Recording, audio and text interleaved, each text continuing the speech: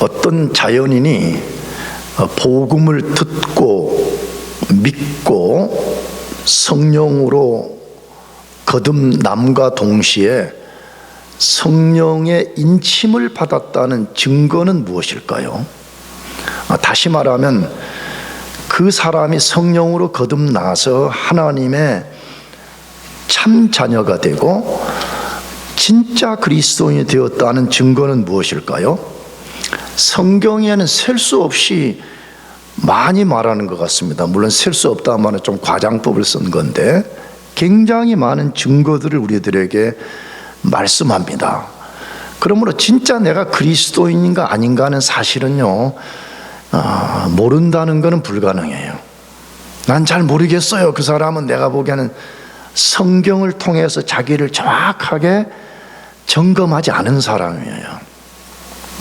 지난주에 그 증거를 5가지로 제가 소개해드렸어요. 다시 복습하면 구원의 복음을 진짜 믿고 현재 지금 내가 그 복음 위에 서 있는가, 다시 말하면 복음을 의지하고 사느냐는 거예요. 제가 최근에 자꾸 강조하는데 사람들이 예수 믿고 구원 받을 때만 복음이 필요하다고 여기는 사람들이 많아요. 큰 착각인 거죠. 우리는 구원 받을 때도 복음이 필요하고 삶 속에서 그리스도께 순종하고 영적 승리의 삶을 사는 비결은 끊임없이 복음을 의지하고 사는 것입니다. 우리가 죽어서도 복음이 필요합니다. 천국에 가서도 영원히 복음의 핵심인 삼위 하나님을 의지하고 살아야 되기 때문에 그리스도인의 삶의 모든 것은 복음으로 시작해서 복음으로 진행되고 복음으로 완성되는 것입니다. 그러므로 나 자신이 난 진짜 복음을 의지하고 사는가를 점검해 볼 필요가 있습니다. 두 번째로는 하나님과 예수님에 대한 합당한 신앙 고백을 하는 것이라고 말했습니다. 그는 진짜 하나님이요, 그는 진짜 나의 세이비어요, 그는 나의 모든 것의 주가 된다라고 고백하는 사람, 그 사람이 구원받은 증거라고 말합니다. 세 번째로 하나님이 자기에게 베풀어준 측량할 수 없는 사랑, 이거는 과장법이 아니에요. 어떤 사람도 하나님이 자기에게 베풀어준 사랑을 숫자적으로 측량할 수 있는 사람은 아무도 없습니다. 그러니까 측량할 수 없는 사랑이 무엇인가를 깨닫고 자기도 하나님을 사랑하는 것입니다. 그러니까 진짜 구원받은 사람은 그렇게 드러나게 되어 있어요. 그래서 비록 나이가 많든 적든 예수를 언제 믿었든 상관없이 진짜 하나님의 사랑이 무엇인지를 알면 자기도 어떤 방법으로든지 하나님을 사랑하기 위해서 자기를 드리는 거예요. 맨날 성경을 많이 알고 남 비판만 하려고, 내가 볼 때 심각한 거예요.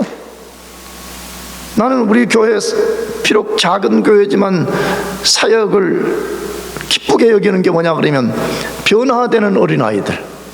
여기 어린아이들이라는 말은 좀 나이가 어리다 그 말이에요. 우리 대학부 친구들 같은 경우에 햇병아리들 변화되고 자기를 사랑한 하나님께 자기 자신도 드리는 거예요. 그게 막 보여요. 그러니까 막 너무너무 사랑스러운 거죠. 그런 걸 보면. 네 번째로 성령님이 자기 영을 통해서 자기 자신이 하나님의 자녀가 되었다는 것을 알게 해주시는 거예요. 그러니까 이 말을 다른 말로 바꿔놓으면 나는 하나님의 자녀야, 이걸 자기 영으로 체험하고 알게 된다고 말해. 다섯 번째로는 죄에서 지배되었던 옛사람의 삶을 버리고 새로운 삶을 살아간다고 말해요. 절대적 사실이에요.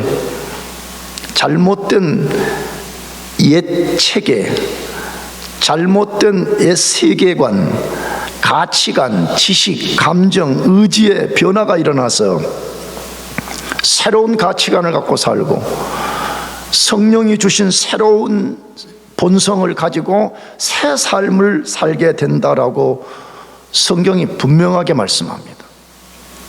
그 외에도 여러 가지 증거가 있는데 그 중에 가장 강력한 증거 하나를 더 소개하고 싶습니다. 그것은 자기가 장차 하나님으로부터 받을 기업을 갈망한다는 것입니다.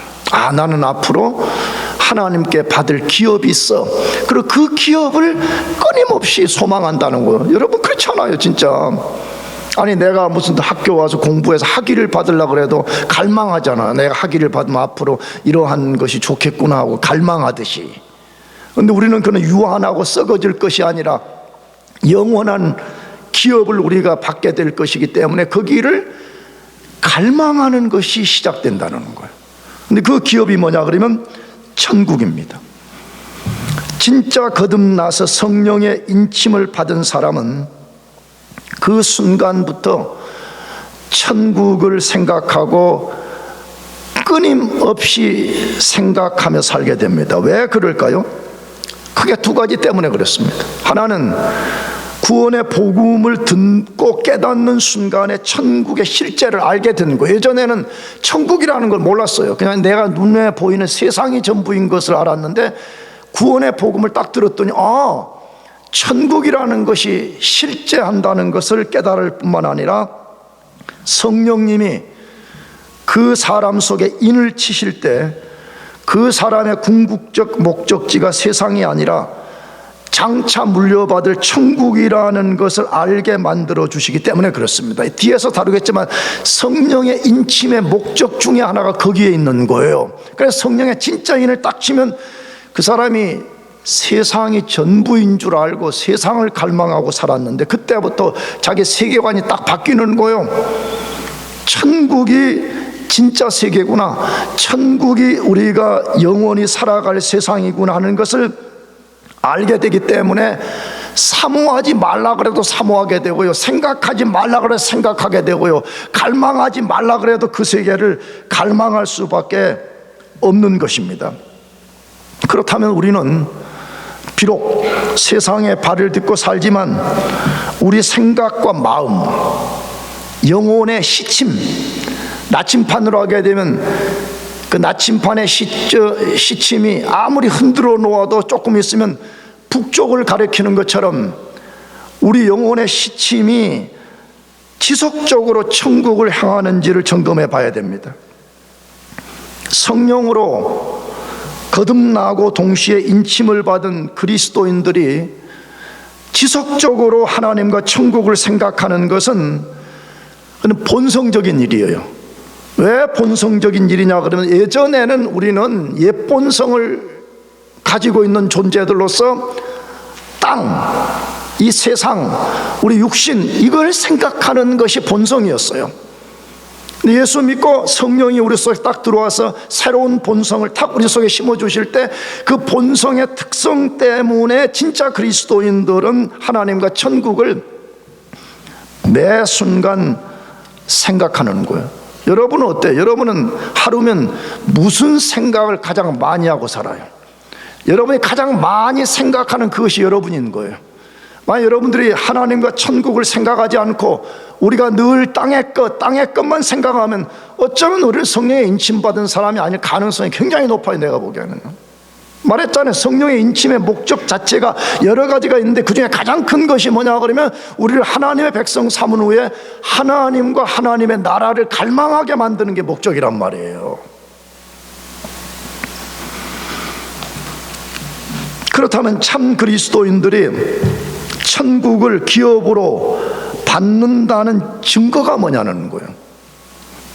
진짜 우리가 우리 삶에 어떤 일이 일어날지라도 뭐 내가 가다 사고사로 죽든지 아니면 병이 들어 죽든지 뭐 어떤 상황에 빠질지라도 천국을 기업으로 받는다는 확실한 근거가 무엇이냐 하는 것입니다. 오늘 본문에서 그 근거를 정확하게 알려줍니다. 본문의 증거 말씀이 뭐죠? 이는 우리 기업의 보증이 되사라는 말씀입니다. 13절과 14절이 연계되어 있는 거죠. 13절에 성령의 인침을 말한 후에 14절에는 왜 성령이 그 사람에게 인을 쳤냐라고 말할 때 인은 왜냐하면 무엇 때문에 라고 말하는데 우리 기업의 보증이 되어주기 위해서라고 말씀합니다. 성령의 인침의 가장 큰 목적은 진짜 그리스도인들은 장래에 반드시 천국을 기업으로 받는다는 보증으로 와 있다는 거예요. 그것 때문에 성령이 인을 쳤다는 거예요. 지난주에 제가 성령의 인침의 특성 4가지를 말씀드렸습니다. 성령이 그 사람 속에 인을 친다 그러면 그 인침이라는 특성을 통해 가지고 성령의 인침의 4가지 특성이 드러나는데, 첫째로는 뭐라 그랬죠? 하나님과 우리 사이에 어떤 거래가 끝나버렸다는 거예요. 우리는 죄인이에요. 하나님이 예수 그리스도에게 우리 죄를 전가하고 우리가 예수를 믿을 때 예수 그리스도의 의로움이 우리 것으로 탁 전가되는 걸 통해 가지고 옛 죄로부터 우리가 거래 끝, 너희는 이제 하나님의 의로운 백성이 되었다, 그걸 알리는 데 목적이 있다고 말씀드렸어요. 두 번째로는 하나님의 소유를 알리는 것이라고 그랬습니다. 우리도 다 자기 것에 다 사인이 있습니다. 그렇지 않아요? 직접 문자적으로 하지 않아도 사인된 것 내 것이다, 그 말이죠. 성령의 인침은 하나님의 사인과 똑같은 것인데 우리는 하나님의 소유라는 거예요. 잘 생각해 보세요. 그러니까 이걸 우리가 깨달으면 진짜 소망이 있는 거예요. 왜? 여러분, 우리도 우리 것을 얼마나 소중히 여겨요. 그렇지 않아요? 소중히 여기고 누가 훔쳐갈까, 누가 파괴시킬까, 그렇게 해서 우리가 잘 이렇게 지키잖아요. 보호하잖아요. 그 가장 중요한 것은 자기 집에 안방에 어디 깊숙한 것에 숨겨놓든지 아니면 막 금고를 사가지고 막 거기다가 넣는 사람들도 있잖아요. 왜 그래요? 내 것, 내 가장 소중한 것을 보호하고 안전하게 만들겠다는 거예요. 하나님이 우리를 그렇게 하십니다. 믿으시기 바랍니다. 그러니까 이걸 우리가 주장하는 거예요. 진짜 우리가 복음을 믿는다, 진짜 성령의 내가 인침을 받은 그리스도인이라 그러면 난 하나님의 소유라는 거예요.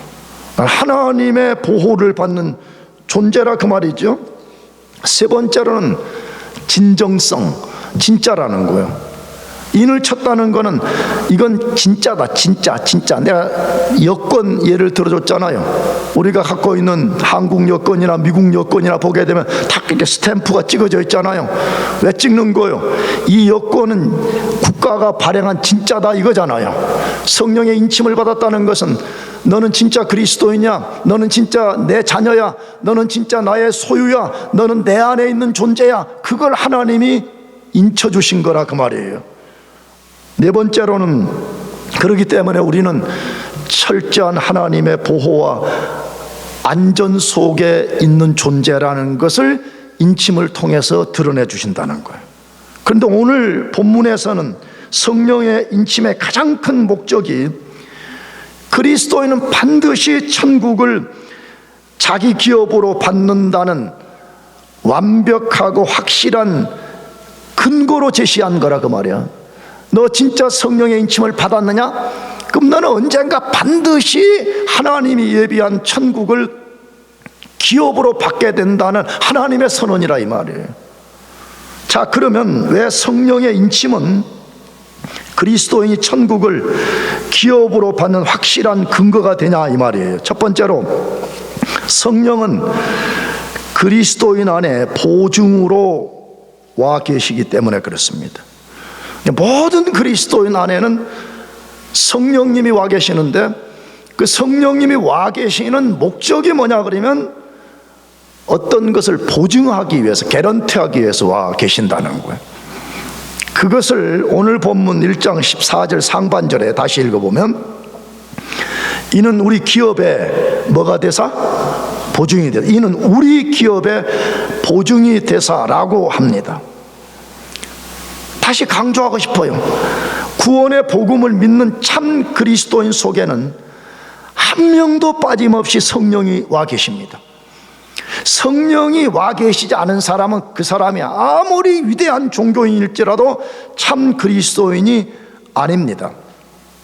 그러므로 여러분들이 이 부분들에 굉장히 많이 회의를 갖고 진짜 나는 성령의 인침을 받았는가 고민 많이 해요, 그리스도인들이 보면. 근데 여러분이 딴 것을 점검하면 안 돼요. 성령의 인침이라는 것은 우리 눈에 보이는 어떤 외적인 것이 아니에요. 그러므로 진짜 여러분이 예수 그리스도의 복음을 듣고 믿고 그 위에 서 있는가를 점검해야 돼. 그리고 성령으로 거듭난 사람의 증거들이 내가 계속해서 동반되고 있는가를 점검해 봐야 돼. 그게 사실이라면 우리는 성령의 인침을 받은 존재들이라는 것을 의심 없이 믿어야 돼요. 믿으시기 바랍니다. 아멘. 그래서 믿으라고 말하는 거예요. 왜? 우리는 우리 육체가 기본적으로 아직 죄로부터 완전히 해방이 되지 않아 가지고 계속 의심과 불신들이 남아 있어요, 우리 속에. 나가서 마귀가 자꾸 우리를 공격한다 이 말이야. 야, 너가 도덕적으로 그 정도밖에 안 된 인간이 어떻게 하나님의 아들이야, 너가 그래서 성령의 인침을 받았다고 라는 식으로 자꾸 우리를 공격하니까 그걸 못 이겨내고 우리가 무너져 버린다 이 말이에요. 그러므로 우리가 예수 그리스도의 복음을 진짜 믿는다면 우리는 성령의 인침받은 하나님의 백성이라는 사실을 우리가 믿고 주장하고 선포해야 된다 이 말이에요. 우리가 다시 제기해야 될 질문은 왜 성령이 그리스도인 속에 와 계시냐 하는 것입니다. 무엇 때문에 우리 속에 와 계신다고요? 다시, 이는 우리 기업의 보증이 되어 주시려는 것 때문이라. 이는 우리 기업의 보증 때문에 와 계신다는 거예요. 그러면 우리는 이 말씀에서 두 가지를 관찰해야 됩니다. 이 말씀, 이 짧은 말씀이지만 여기 우리가 꼭 알아야 되는 두 개의 아주 중요한 복음의 핵심을 소개한다 이 말이에요. 첫째로는 우리의 기업입니다. 이 기업은 앞에서도 말씀드렸지만 우리가 장차 물려받을 천국입니다. 천국은 존재하지 않는데 그리스도인들의 이상을 부추기려고 만든 허구가 아닙니다. 천국은 분명히 존재합니다.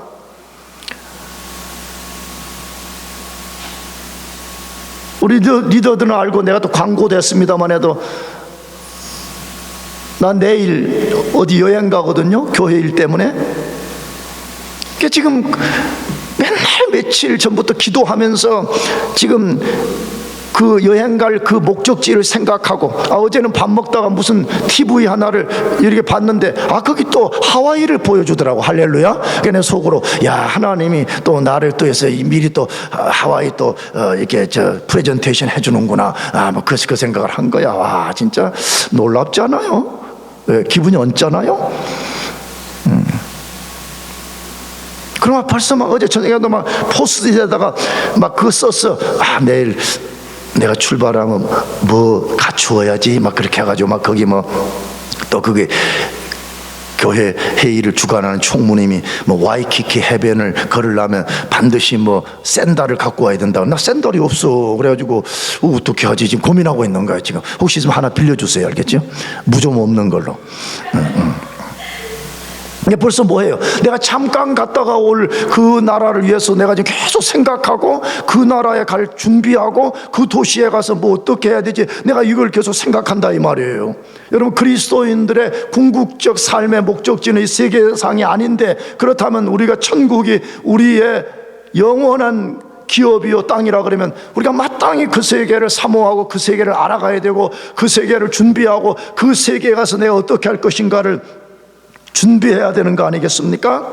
천국은 없는데 허상의 세계를 소개하는 것이 아니에요. 천국은 분명하게 존재합니다. 여러분, 천국이 분명하게 존재한다는 근거는 뭐예요? 여러분은, 나도 천국을 가본 적도 없고 본 적도 없고 여러분도 똑같이 그렇게 하는데 우리가 천국이 있다는 실상의 정확한 근거는 뭐예요?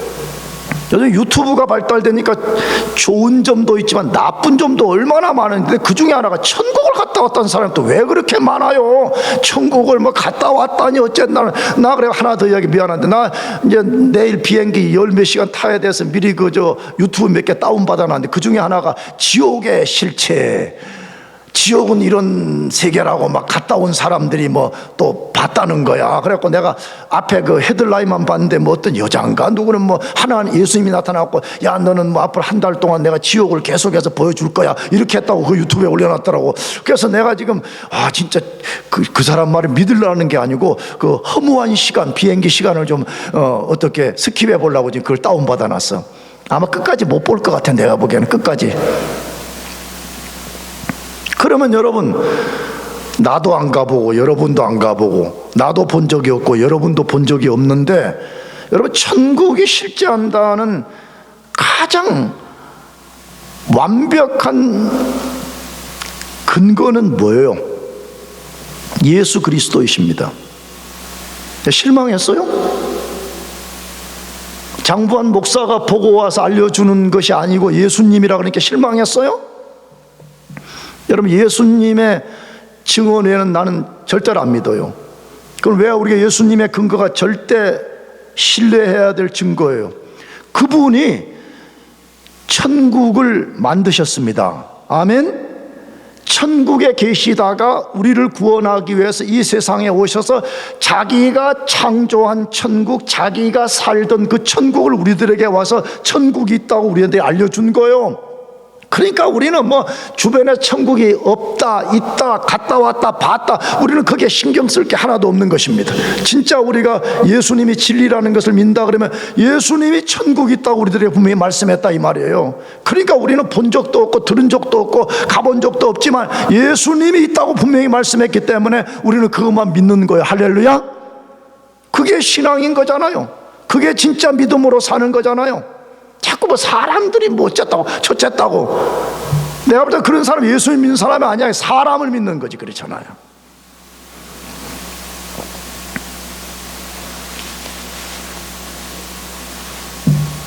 그런데 예수님이 그 천국이 어떤 곳인지를 요한계시록 21장 22장에서 분명하고 장엄하게 소개했습니다.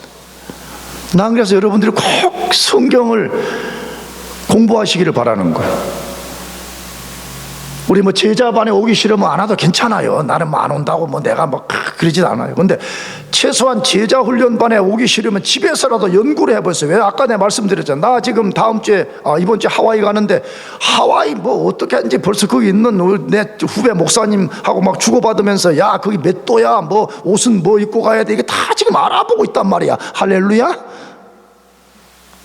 그러면 천국이 어떤 곳인지를 알아야지. 왜? 우리가 진짜 가야 될 곳이 천국이니까. 근데 요한계시록 21장 22장에서 그 천국을 우리들에게 우리가 알 수 있도록 완벽하게 알려주셨다 이 말이에요.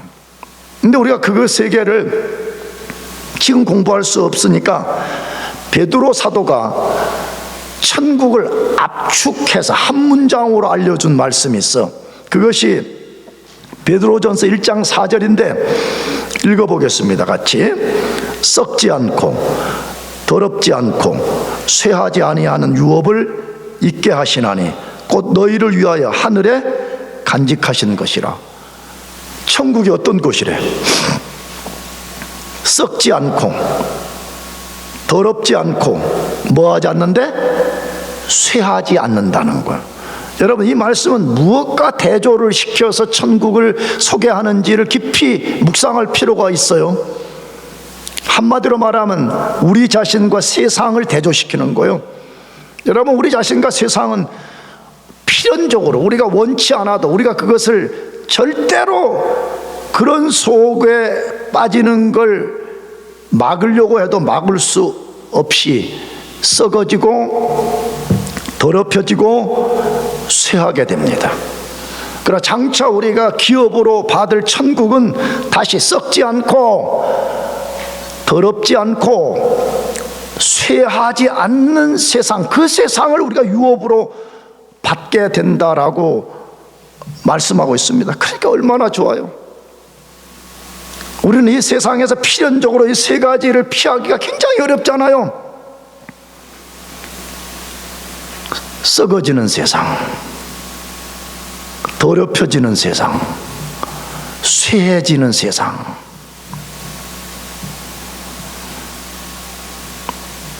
천국은 분명히 존재하고 천국은 이 세상과 전혀 다른 특성을 가진 그러한 세계라고 말씀하고 그걸 우리가 기업으로 받게 된다고 말해요. 그 다음에 두 번째 우리가 꼭 알아야 되는 내용이 뭐라고요? 기업의 보증이라는 말입니다. 성령님은 모든 그리스도인이 장차 천국을 기업으로 받도록 보증이 되어 주신다는 말씀입니다. 보증해 주겠다, 개런티 해 주겠다라는 말씀이죠. 여러분, 사람들이 고대나 지금이나 어떤 좋은 것을 구입하기 전에 그것을 사겠다고 보증금을 걸잖아요. 우리 여기 미국 문화를 하게 되면 다운페이 하잖아요. 물론 한국도 뭐 계약금이라는 걸 걸지만 우리 다운페이 얼마나 많이 듣고 살아요. 그렇잖아요. 뭐 자동차 살려고 하면 다운페이 한다, 집 살려고 그러면 다운페이 하듯이 말이에요. 근데 하나님도 우리가 천국을 기업으로 받도록 보증금을 걸어주셨습니다. 보증금을. 그것이 성령님입니다. 실에서 실제 헬라어 원래 단어, 우리 번역은 보증이라고 되어 있는데 헬라어는 아라본 그렇게 되어 있습니다. 이 아라본이라는 말은 보증금이라는 말이에요. 실제적으로 보증금 이렇게 되어 있어요. 사람들은 보증금을 걸었다가 취소하는 경우가 있지만 하나님은 절대로 그렇지 않습니다. 사람들은 다운페이 했다가도 뭐 어쨌다고 다시 취소하고 뭐 이럽니다. 그런데 하나님은 우리에게 성령을 보증금으로 탁 걸어두면 중간에 취소하는 일이 절대로 없다 이 말이에요. 왜 그런 것이죠? 첫째로는 하나님의 신실한 성품 때문에 그렇습니다. 하나님이 어떤 일을 창세전에 예정하시면 내가 잘못 예정했네, 그러니까 넌 중간에 취소야, 이런 일은 일어날 수가 없다 이 말이에요. 그분의 신실함 때문에 그가 예정하고 그가 복음을 통해서 우리를 콜링하고 우리가 그걸 믿을 때 성령으로 거듭나게 하고 성령으로 인을 딱 치면 그의 신실함 때문에 중간에 캔슬될 일이 절대로 없다는 것이에요. 나아가서 그 성부 하나님과 동등한 신의 속성을 가진 성령님이 우리 속에 들어오시면 성령님은 절대로 떠나지 않습니다. 믿으시기 바랍니다. 다만 우리가 성령 충만하지 못하고 성령을 근심시키고 성령을 슬퍼하게 만들고 성령을 노하게 만들 수는 있지만 그 성령님이 우리를 떠나지 않으시는 것입니다. 그러므로 우리 그리스도인들이 얼마나 대단한 존재냐는 게 자꾸 복음을 생각하라는 거예요. 여러분들, 내가 지난 금요일에 우리 대학부 예배 때 그 말씀을 드렸어요. 사람들이 삶이 어려워지면 제일 먼저 뭐부터 하냐 그러면 하나님 경외하는 것을 끊어버려. 지금은 내가 하나님 경외하는 그런 시간은 지금 내가 바빠, 지금 바빠 이런단 말이에요. 근데 성경은 뭐라고 가르쳤어요? 우리 대학부 친구들, 삶이 어려울수록 더 누구를 경외하라? 하나님을 더 경외하라는 거예요. 마찬가지로 여러분, 자꾸만 우리 삶이 어려우면 자꾸 어려운 환경에 빠져가지고 절망하고 낙심하고 그런 그리스도인이 얼마나 많은지 몰라. 근데 그럴 때 다시 복음을 묵상하는 거예요. 내 안에 그리스도의 영이신 성령이 와 계신다. 그분이 나의 영혼에 인을 치셨다. 그분이 나를 보호하시고 나는 하나님의 소유라는 그가 증거하신다. 나아가서 그분이 나를 천국을 기업으로 받게 해주실 것이라는 자꾸만 이 생각 속에 우리가 사로잡히게 되면 우리는 삶의 어려움들을 능히 이겨낼 수가 있는 것입니다. 우리가 성령의 인침받은 것과 천국을 기업으로 받는다는 것을 확신할 수 있는, 이걸 좀 더 다른 증거 없어요 그 말이에요. 성경이 바울을 통해서 알려주는데 로마서 8장 23절입니다. 아주 중요한 말씀이, 읽어봅시다. 로마서 8장 23절. 그뿐 아니라 또한 우리 곧 성령의 처음 익은 열매를 받은 우리까지도 속으로 탄식하여 양자 될 것 곧 우리 몸의 속량을 기다리느니라. 자, 이게 이제 세상의 죄로 타락한 세상 속에 속량을 기다리는 몇 가지 대상을 소개하는 것 중에 우리 그리스도인들을 소개하는 것인데, 여러분, 우리 그리스도인들을 뭐라고 말씀해요? 다시 앞절만 그뿐 아니라 또한 우리 곧 성령의 처음 익은 열매를 받은 우리까지도 이렇게 말해요. 여러분, 그리스도인들을 뭐라고 지금 묘사해요? 성령의 처음 익은 뭘 받은 사람이래로? 열매를 받은 사람이라고 말해요. 그리스도인이 누구요? 그러면 로마서 8장 23절대로 하게 되면 성령의 처음 익은 열매를 받은 사람이라 이 말이에요. 성령의 처음 익은 열매를 받지 않은 사람은 그리스도인이 아니에요. 그 사람은 성령의 인침을 받은 사람이 아니에요. 그 사람은 거듭난 사람이 아니에요. 진짜 성령의 인침을 받고 진짜 그리스도인이 된 사람을 가리켜 성령의 처음 익은 열매를 받은 사람이라고 말해요. 자, 그럼 이걸 뭘 말할까요? 이것은 우리 영혼의 부활, 영혼의 거듭남을 말해. 그래서 바울은 그렇게 말하는 거죠. 우리 죽었던 영혼이 살아나는 걸 거듭남이라고도 말하지만 영혼이 부활됐다라고도 표현하는 것이에요. 그래서 계시록에 가게 되면 첫째 부활에 참여하는 자는 복이 또다, 그렇게 말하는 거죠. 그래서 진짜 그리스도인들은 죽었던 영이 다시 살아나는 걸 첫째 부활에 참여했다, 첫 부활의 열매에 참여했다, 지금 그렇게 표현하는 것이에요. 자, 그러면 첫째 열매를 받은 우리가 탄식하며 속량될 것을 기다리고 있는 것이 있다는 거예요. 그게 뭐죠? 이제 장차 우리 몸이 언젠가 부활될 것이라는 거예요. 그러므로 이 속에 엄청난 이야기가 들어있는 거죠. 뭐죠? 여러분, 우리가 첫째 부활, 거듭남은 성령을 통해서 일어나는 것인데, 우리 영을 거듭나게 만드신 성령님이 떠나지 않고 인침 가운데 계속 우리 속에 함께 하시다가 예수 그리스도 재림날에 아직 부활되지 않은, 아직 완성되지 않은 우리 몸까지 완전히 죄로부터 해방시키고 부활시키는 날이 올 것이라는 거예요. 그러므로 성령이 우리 속에 와 계신 증거가 우리가 첫째 부활에 참여하고 앞으로의 부활에 참여할까는 완벽한 증거라 이 말이에요. 그렇다면 다시 여러분과 저 안에 성령이 와 계신다는 증거가 뭐라고요? 에베소서 논리로 하면 뭐라고요? 내가 복음을 들어, 내가 복음을 믿어, 내가 성령으로 거듭났어, 내가 그래서 계속 그 복음을 의지하고 사는 거예요. 그런 사람은 성령의 인침을 받은 사람들이고 반드시 그 사람은 언젠가 천국을 기업으로 받는다라고 약속해 주고 있어요. 두 번째로, 성령님이 인친 사람은 반드시 천국을 기업으로 받게 해준다는 확신의 근거는 뭐냐 하는 거예요. 성령님이 구속이, 속량이 완성될 때까지 함께 해주시기 때문에 그렇습니다. 아까도 말씀드렸죠. 성령님은 우리의 속량, 구속이 완성이 될 때까지 떠나지 않고 우리와 함께 해주십니다. 그 약속을 에베소서 1장 14절 하반절에서 말씀하는데, 얻으신 것을 속량하시고라는 말입니다. 얻으신 것을 속량하시고 이렇게 되어 있습니다. 이 말씀의 원래 말을 조금 더 풀어서 번역하면 얻으신 것을 구속할 때까지 인을 치셨다라는 말입니다. 얻으신 것을 속량할 때까지 인을 치셨다, 그 뜻입니다. 성령의 인침의 목적을 제가 앞에서 기업의 보증을 위해서라고 말씀드렸습니다. 여기서 또 다른 목적이 있다는 걸 알려주는 거죠. 그게 뭐죠? 얻으신 것을 구속할 때까지 인을 치신 것이라고 말씀합니다. 얻으신 것을 구속할 때까지 인을 쳤다는 거예요. 그렇다면 이 말씀의 주어가 누구냐? 우리가 아니에요. 우리가 아니고 하나님이십니다.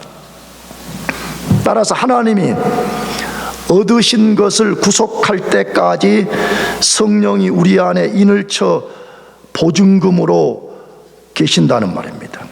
그렇다면 우리는 마땅히 해결해야 될 두 개의 말씀이 있어요. 하나님이 얻으신 것과 속량할 때까지라는 말이 무슨 뜻인지를 알아야 됩니다. 먼저 하나님이 얻으신 것은 뭘 말하는 것일까요? 그거는 짧게 말하면 성령에 인치신 것을 말합니다. 다시 성령 인침 어떻게 받죠? 하나님이 창세전에 예정해요. 어떤 사람, 예정한 사람을 하나님의 때에 복음을 통해서 콜링해요. 그래서 그 사람이 성령의 역사 속에 복음을 믿고 거듭날 때 성령으로 탁 인을 쳐서 하나님이 그 사람을 자신 것으로 딱 삼는 거예요. 그것을 얻으신 것이다, 그렇게 말씀하는 거예요. 그러니까 성령의 인침을 받으면 그때부터 그 사람이 하나님의 것이라는 것을 하나님이 선언하신다, 그 말이에요. 두 번째 말씀은 속량할 때까지라는 단어입니다. 하나님이 성령의 인침을 통해 자기 것을 딱 삼은 사람은 하나님 반드시 그 사람을 속량할 때까지 그 인을 계속 쳐놓는다는 거예요. 그러면 속량할 때까지라는 이 말이 무슨 말이냐는 거예요. 잘 들어야 됩니다. 옛 죄로부터 해방되는 것을 말하지 않습니다. 왜 그렇죠? 그럼 모든 그리스도인은 에베소서 1장 7절의 말씀처럼 진짜 그리스도인이 되면 그 순간에 옛 죄로부터 해방이 된 사람입니다. 믿습니까? 그래서 그것을 에베소서 1장 7절에 뭐라고 했어요? 예수 그리스도의 피로 속량이 되었다 그랬어요. 그러니까 우리는 진짜 구원받으면 아담으로부터 물려받고 아담의 연합 속에 있는 옛 죄로부터 우리 해방된 사람이에요. 그래서 우리 옛 죄와 관계가 없는 사람이에요. 아멘. 비록 우리가 죄를 짓고 넘어지지만 우리는 죄에 종속된 죄의 노예들이 아니다, 이 말이에요. 그렇다면 속량할 때까지라는 말은 무엇을 말할까요? 우리 몸의 구속을 말하는 것입니다. 말씀드렸습니다. 우리 몸은 아직 속량된 게 아니에요. 우리 몸은 죄로부터 완전히 해방된 것이 아닙니다. 이것은 예수 그리스도의 재림 날에 속량 해방될 날을 기다리고 있는 것입니다. 따라서 현재의 죄와 우리 연약한 육체로부터 우리가 해방되어서 새로운 바디를 하나님으로부터 받는 것을 말하는 것입니다. 새하늘과 새 땅이 진짜 도래했을 때에 영원히 새하늘과 새 땅에 합당한 존재로 바뀌어지는 것을 말하는 것입니다. 그러므로 우리는 이성으로는 이걸 다 알 수가 없어요. 다만 유추할 수 있는 성경에 몇 가지 것들이 있습니다. 그렇잖아요? 예수님이 변화산에서 변모된 사건, 예수님이 시공간을 초월해서 움직이시는 이러한 것들, 우리도 예수님과 똑같은 신성을 가진 존재는 아니지만 언젠가 우리도 그렇게 될 것이라는 거예요. 예수님의 그 영광스러운 모습처럼 우리도 그렇게 변화될 것이고 시공간을 초월하는 어떤 그런 존재로 우리가 변화될 것이라고 말씀하고 있는데, 그 날이 우리에게 일어날 때까지 성령님이 우리들에게 인을 치고 계신다는 거예요. 얼마나 놀라워요. 그리스도인들이 자꾸만 너무 땅의 것만 생각하고 살면 안 됩니다. 맨날 자기 현실에 어려운 것만 급급하면요, 그리스도가 성령을 통해서 만들어주신 그 거대한 세계를 우리가 놓쳐버린다는 거예요. 그러면 마지막 날 진짜 우리가 그렇게 된다는 성경의 또 다른 증거들이 있냐는 거예요. 그건 아까 첫째 로마서 8장 23절 아까 인용했던 한 번 더 보면, 그뿐 아니라 또한 우리 곧 성령의 처음 익은 열매를 받은 우리까지도 속으로 탄식하여 양자 될 것 곧 우리 몸에 뭘 기다리느니라? 속량을 기다린다는 거예요. 바울이 분명하게 말합니다. 우리 그리스도인들은 영혼은 이미 부활이 되었는데 아직 부활되지 않은 우리 몸의 속량, 몸이 구속되어 부활체가 되는 날을 기다리고 있는데, 막연한 기다림이 아니라 성령님이 딱 인을 쳐서 그리스도 재림날에 반드시 너의 몸도 부활되게 해주시겠다고 약속한다, 이 말을.